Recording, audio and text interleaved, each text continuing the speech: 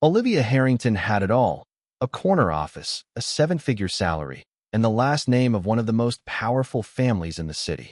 At just 31, she was the CEO of Harrington Global, an empire built by her father. But all of that came crashing down the moment she announced she was pregnant. Her father's voice had been cold and final. "You've disgraced this family, Olivia. No husband, no explanation, and you expect me to let you lead this company? You're finished here." The board stripped her of her position within days.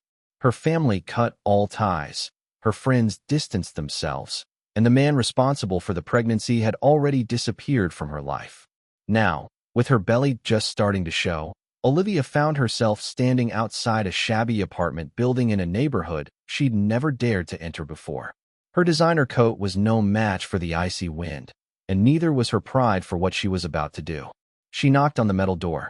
It creaked open to reveal a tall man in janitor overalls, holding a mop in one hand and a confused toddler on his hip.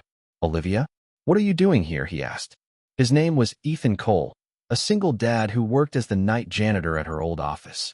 She had barely noticed him back then, but he was the only person she could think of now. Part 2: Shelter in the Most Unexpected Place.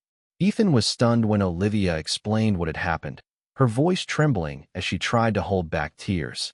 I don't have anywhere else to go," she admitted, finally breaking down. He didn't hesitate.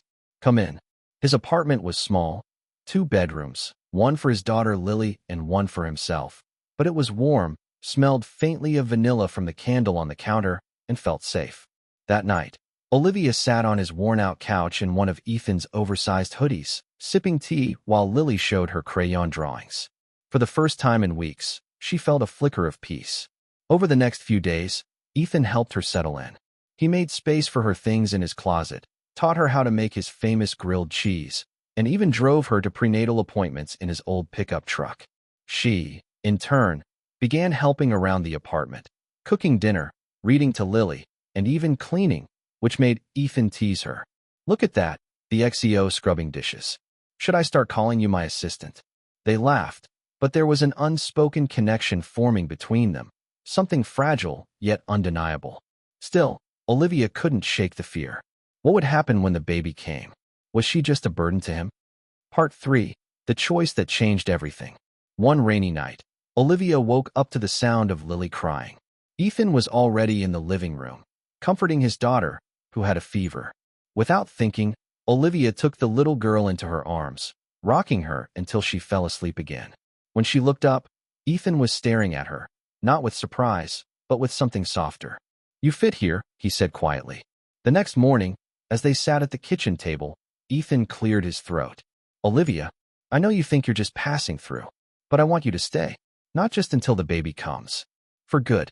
Tears filled her eyes. "Why? I've lost everything. I have nothing to give you." He reached across the table, taking her hand.